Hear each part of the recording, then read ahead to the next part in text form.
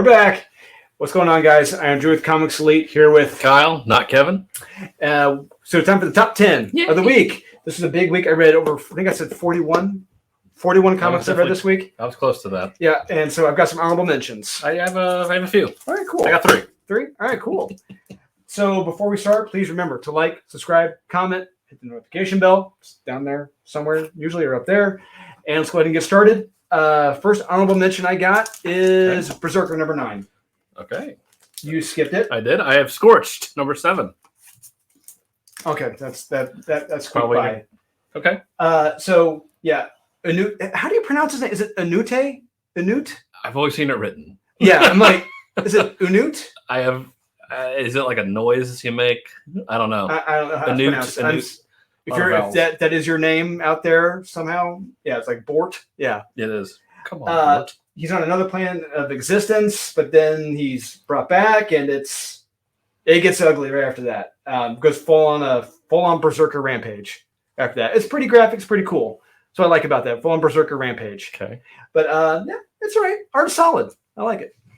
It's all right. Sounds like a man to me. No, it's not. It's fun. It's still fun because the Berserker scenes, the Berserker rampages, I dig it. Still Berserkering. Yes, he is. All right, Scorched number 7.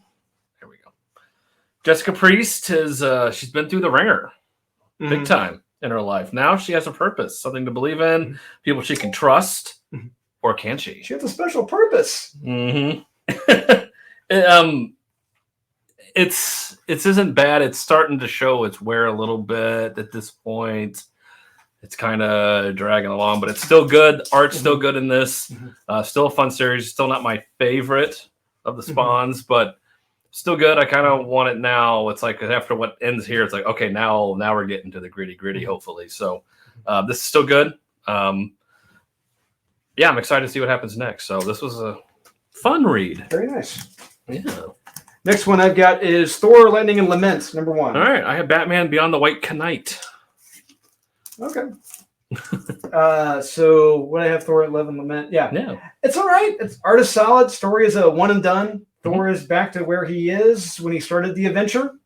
Basically. It's all right. There's nothing that really stands out other than it was great seeing the Warrior 3 kick ass again. You know? Haven't seen him in a while. And yeah, like I said, solid art by Todd Naukin side. Yeah, it's a fun Thor story. Yeah, it was good. Batman Beyond the White Knight, number 4. This was good. My favorite of the issues, no. But it's still good. We get more backstory with Terry and his dad. Backstory with Dick and Barbara.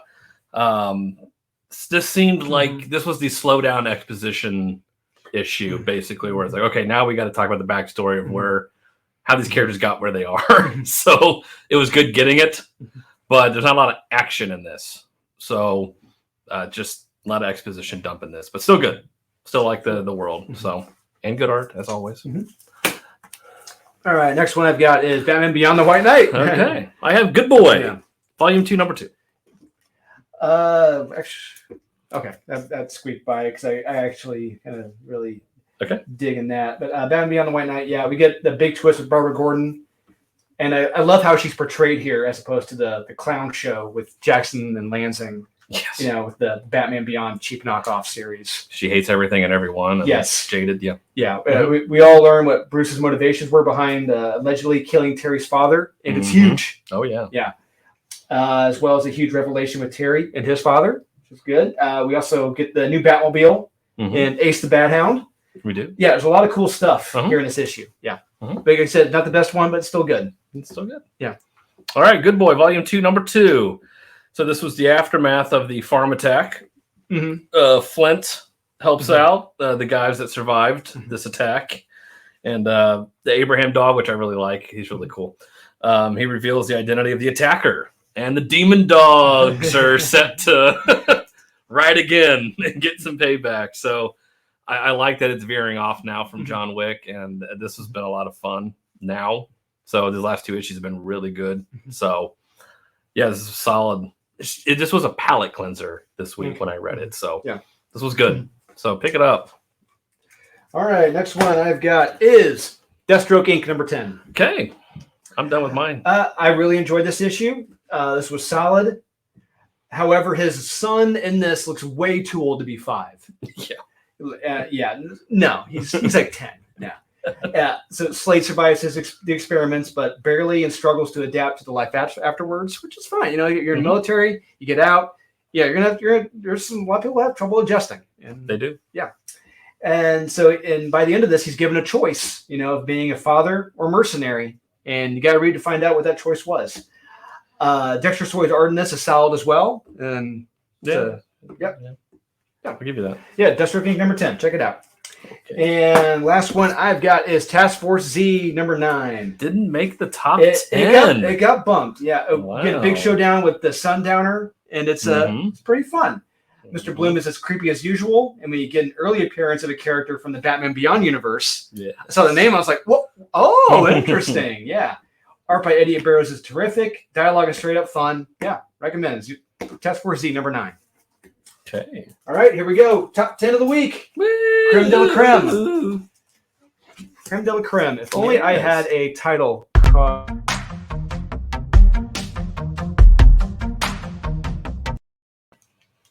Number 10. Comic of the week. Venom. Oh, I got Scorch number 7. Okay, I got Venom. Venom. Lethal Protector number 3. So you just talked about Scorch. Let me talk about Scorch. Yes. So yeah, the different spawns beginning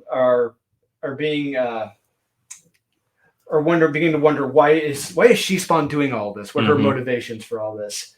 But it looks like, but we get a plague spawn. The plague may have popped back up and is a threat to everyone now, which is pretty cool. Then a discovery is made about a manufacturing plant that some of these computers are getting private info on the spawns, which isn't going to be good for anyone. Nope. Yeah, and it looks like some team members aren't looking too good either. By the end of this, could be getting scorched. Yep. Oh yeah. Art is solid. Pacing is great. Good dialogue. Recommend. Scorch number 7. Yeah, good. So Venom, Lethal Protector number 3. So this is a very introspective issue. It seemed like Eddie was doing a lot of soul searching in this one. So he signs his life away to a company to figure out. Yeah, to make the symbiote invulnerable to the sonic attacks. And he's like, sure, whatever. I'll just sign everything away. She's like, oh, don't worry about it. It's just for 10 years of your life. Yeah, no big deal. The best part of this issue was what happens to that female doctor. Yes, I was like, yes. I was waiting. I was like, please God, let something happen. So it's like we automatically know tomorrow because we're not going to see it, but what we're told about it. Awesome. By Dave Michelini, it's like, oh yes, it was the best part of this book. And when you get to it, you're going to be like, oh my God, that was awesome. Yeah, like I loved the explanation behind it, and yeah, you don't even have to see it, but the aftermath of it. Wonderful. This was a solid issue. Fun. Again, very introspective for Eddie. And solid recommend this week. A lot of fun. Absolutely. I'm kind of coming around on that. Yeah, I can tell. Yeah. Jeff Field.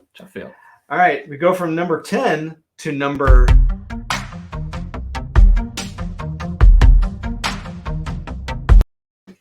Number 9, I've got Good Boy, number 2. I have Ghost Cage, number 3. Okay, you were a little bit more forgiving on that than I was, but so you just talked about Good Boy. I'm going to talk about this. This was a solid issue and one of the best of the two so far. I mean, of the first 2 issues. Well, actually, if you take it all on one, first volume and this volume, this is one of the better ones. And each issue is only getting better. We get the backstory into the Merc Dogs and the work they did before they retired, and it's a lot of blood. Oh, yeah. Got a lot of blood. Yeah, they're told a message through some sick means of where they need to go. I'll say Flint's joining the team, and yeah, the dogs getting back together. Love it. I recommend this. Yeah, Good Boy is only getting better as a series because it's veering away from the movies, making its own course. Yeah. Love it. Yeah. That's why you can tell they're having fun with it now. Yes, absolutely. So, good. All right, Ghost Cage number 3. This is the end, the ultimate finale, if you will, and it was good. I'm trying to figure out what they're trying to tell with this story, as far as like energy consumption in the best way. I really don't think there wasn't. It's just having fun with energy. Like what they were trying to say. I'm like. I don't know. It's kind of muddled if they really were saying anything at all, but it's good. I still like the art in this. It's good as far as American manga or whatever the hell this is supposed to be. I don't know, but I like it. I like the characters. The ending seemed a little it was a little sappy, but yeah. Apart from that, it reminded me of the ending. Was it Repo Man or whatever with Jude Law? God. Except that before the twist, where where he was asleep the whole. No, he was. No, he did die. Yeah, he was dead the whole time. He died during one portion of the movie during that escape or whatever. Yeah, it's like, oh, okay. What? Yeah. So yeah, this ending a little cheesy, but still a good story, still good art. I had fun with it. Overall, I think it's a good 3-issue series. So yeah. Okay. All right. Move on from number 9 to number.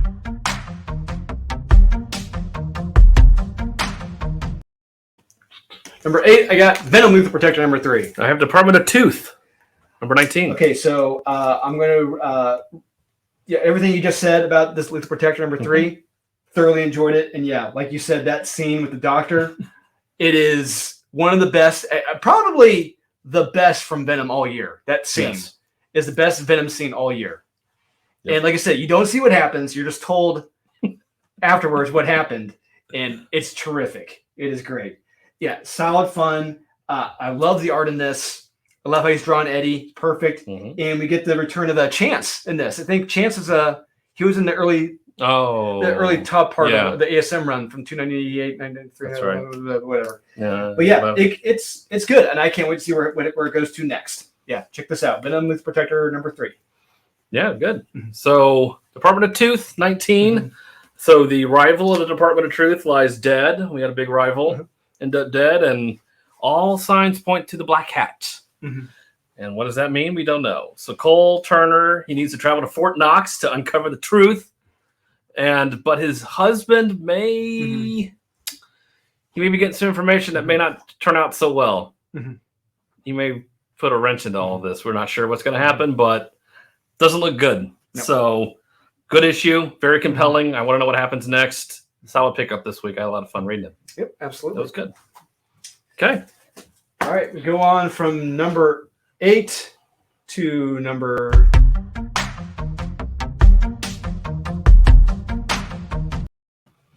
I got Draculina, number 4, Virgin cover right here. I have 8 Billion Genies, number 2. Okay, you're a little more forgiving on that than I. Okay, yes. So why don't you go ahead and talk about 8 Billion Genies? I don't know why you don't have fun with this. I thought it's awesome.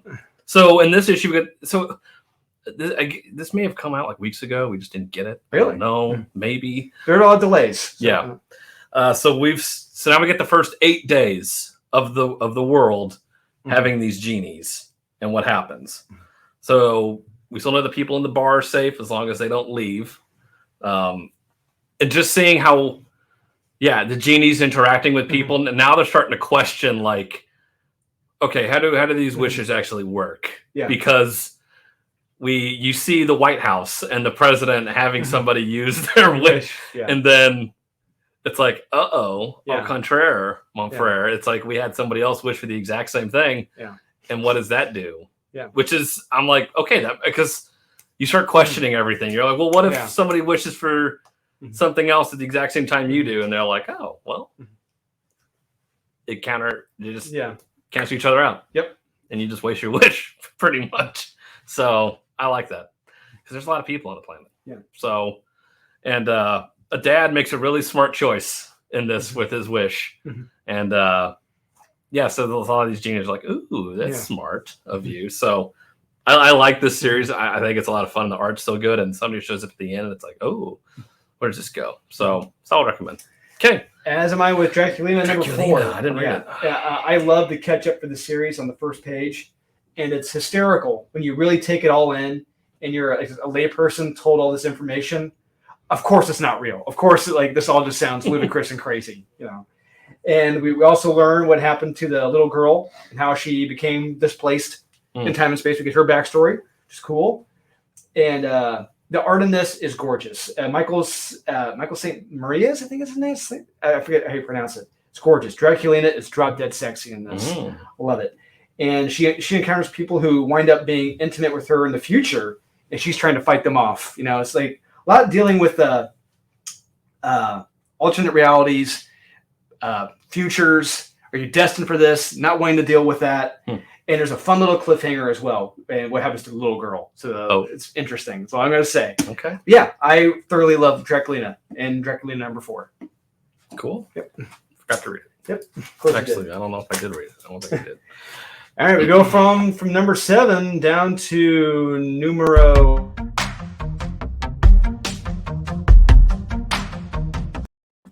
Number 6, I got Pentagram of Horror, number 2. Right, I have Task Force Z, number 9. Okay, what you want to talk about Task Force Z? Numero. So their backs are against the wall. No friends, no money. Task Force Z, they're forced to fight on their own.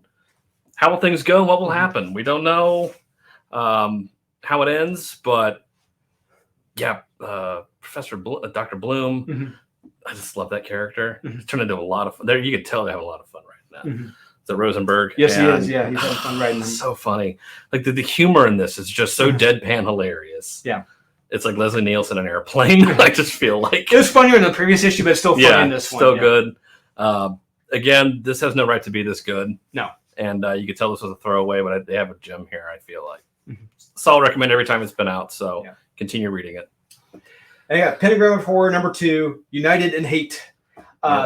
This story was incredible. Everything about this feels so terrifyingly real and believable. Even when it gets to the point of like dying in the dark veil, it all feels so believable. And the verisimilitude of this comic is palpable. That's all I got to say. And it's just, how far are you willing to go with your hate to make a world you think we deserve? It's like, whoa, okay. Yeah. It is really damn good. I cannot recommend this enough, the series enough. This is terrific. Pentagram of Horror, number 2, United in Hate. Yeah. Good. Great. Didn't read it. Of course you didn't. All right. We're going from number 6 to number...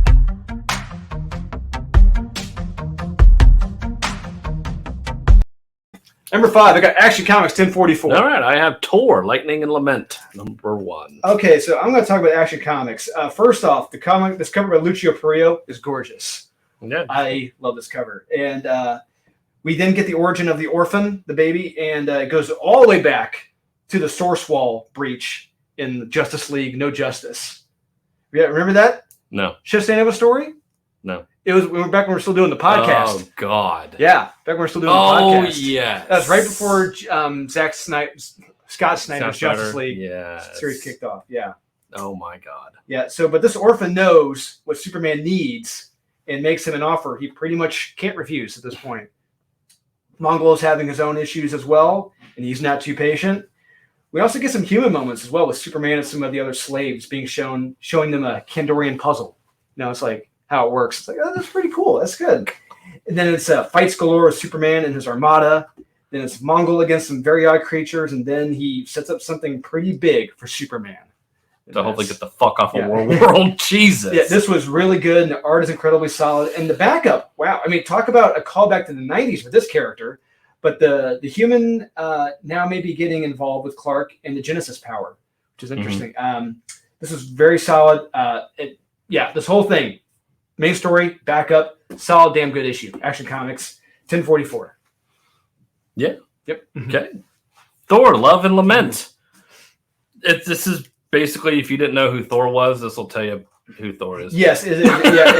I mean, I'm assuming they put this out right before. I don't know why they would. I mean, there's not there's a Thor movie coming out anytime soon. Doesn't make any sense. Nope. I don't know. So it would make sense if there was a Thor movie coming out. Oh well. But yeah, this is basically, if you don't know who Thor is, this will tell you who Thor is. The art's good, and it's Ralph Macchio. Yep. So not the Karate Kid, unfortunately. But yeah, that's it. It's just the backstory on Thor. It's not bad. It's pretty good. So I liked it. All right. Next one I've got is number 4. Oh yeah, number 4. Oh, number you're 4.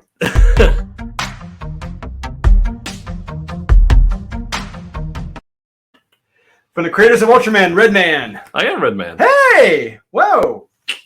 Wow. That's weird. Number 4 of the week. Holy crap. Yeah. That's weird. This comic is beautiful. It's beautifully illustrated. Gorgeous. By Matt Frank. Yes. It is amazing. The narrative as well is fun. It's cool. About life being competitive with predators and prey. Love that. The fight scenes with the kaiju and Redman are gorgeous. So cool. So the story is like there was this brief mysterious signal back in the early 70s that viewers saw, which was this fight between the kaiju and Redman, and it's a really cool idea. I really dig this. Does the Redman look silly? Yes. Yes, he does. But can I look past that because of this story? Yes, I can. I will gladly be back for issue 2. I cannot wait. This was a lot of fun. If you're from that era where you watched the old Godzilla, old King Kong, old Ultraman, never keep going. I'm sorry. It's like if you're used to that sort of campiness, it's not going to bother you. It didn't bother me at all because this art is just absolutely spectacular. Yeah, and the whole meta-ness of it being shown on TV, and what does that mean especially the last panel? It's like we see the hand. Yeah, so it's like what's going on here? That's odd. Yeah. So yeah, this is a short book, but just enough to get you.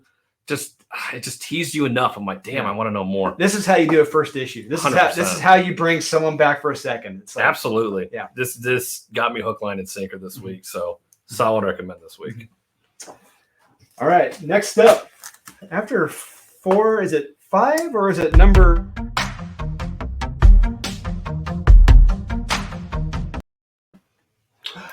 Department of Tooth, number 19. Pentagram of Horror, number 2. Okay, so you already talked about Department of Tooth, number 19. I'm going to talk about it real quick. So Lee Harvey makes a big confession to Cole, and Cole begins to ask some good questions like what and who are real.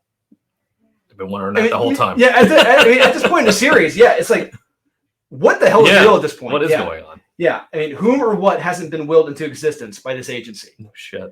Yeah, but something comes up I firmly believe in. It's like ignorance is bliss. I truly believe that, and that's 100%. Yes, it truly is. Yeah, but Cole, he won't have any of that. Things aren't going too well at home for him and his husband. Looks like someone may be trying to lure his hubby away. This was going good, and I'm digging where this is going. It was going good, but I'm loving now. Yeah, it really got me in this issue. I was like, I got to read the next issue immediately. Yeah, absolutely. Okay, Pentagram of Horror, number 2. Yeah, like we said, hate can create or destroy, and this is I don't know if this is the kind of world I want to live in, where this person is so vehemently hating everything and wants everyone to just wallow in that hate, and what would happen if we let that happen. Like, it's, I mean, I got done reading this, I was like, holy shit, I need to take a break. Yeah. I mean, it's awful. It is awful. And anybody that has hated anything that much can understand. Like, and hate is very human. It's a very human feeling. And it's very easy to feel hate. And it's easy sitting around and everyone agree. It's like, we all hate this. I mean, we hate on books every Tuesday. But the thing is, I don't want to. I don't want to either. And so just keeping that, but like if you were to live in that hate and just hate everything. And wanting to hate. Yeah. And wanting everybody else to feel that hate. I mean, Jesus, it's strong. And this was so good. The art is creepy as all hell. This book's not for everyone, but if you can get through it, there's something awesome here. So these past 2 issues have been awesome. Absolutely. So I'll recommend. All right, here we go. We're moving on. Creme de la creme. Top 2. The top.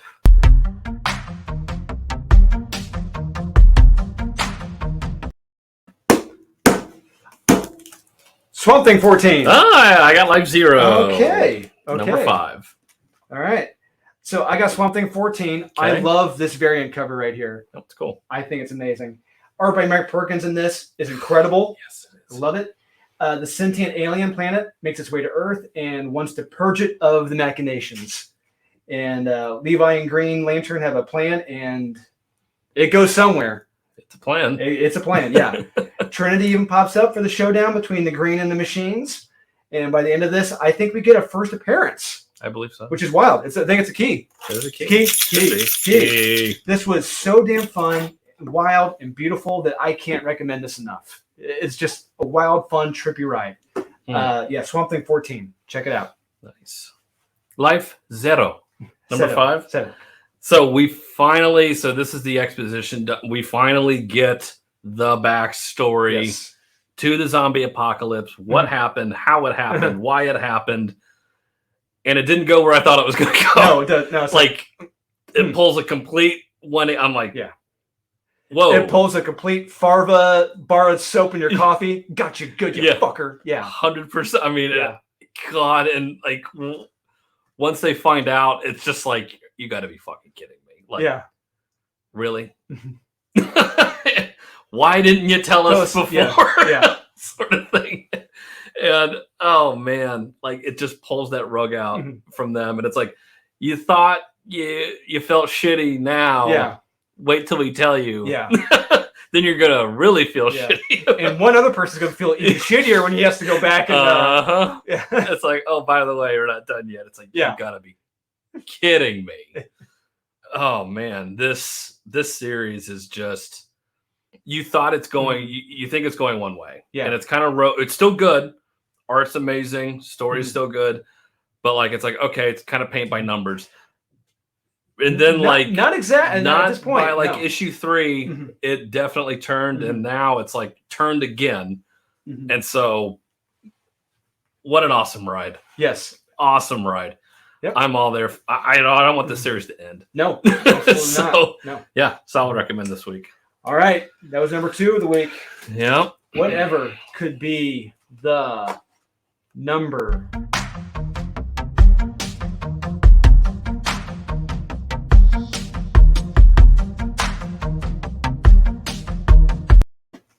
Number 1, I got Life Zero. Number 5. Swamp Thing, season 2, number 14. Hey, okay. Inverted. Let me finish what you said with Life Zero, number 5. Yeah, this issue, we're given one mind fuck of a twist. Indeed. In this issue, and wow, it's heartbreaking. Oh yeah, it really is heartbreaking. And our crew, like I said, they have to head back into town. We're given a very unique twist on what happened in this town. Yep. There's so many reveals and twists and turns in this that I don't want to spoil a thing about it. I know. You can't. The art in this, Marco Cicchetto, perfect. Dialogue is perfect. Pacing is solid. You must be reading this series. It's terrific in every sense of the word. If you're not, what the hell is wrong with you? Read Life Zero, number 5. I agree.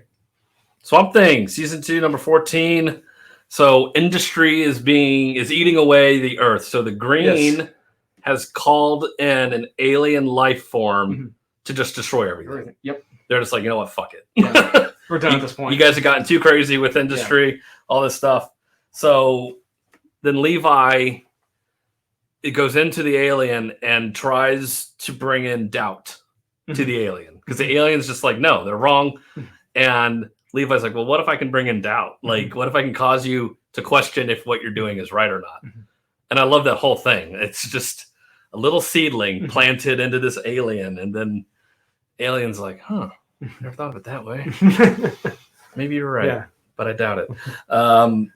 Because they're a hell of a lot better than this guy. Yeah, exactly. And so, because Levi isn't really connected to the Green anymore, so he's like, this is my last ditch effort. If I can't do this, and that's why he brought along Green Lantern. He's like, well, I'm used to dealing with aliens. I can handle this. Maybe. We don't know. Mike Perkins on this art, it's just absolutely amazing. It's spellbinding. Like, I'm just lost into some of these pages, these splash pages of seeing Levi talking to this alien, and then him drawing Green Lantern is just so cool to see. Yeah. And then what happens? It is a key. That's first appearance of a character.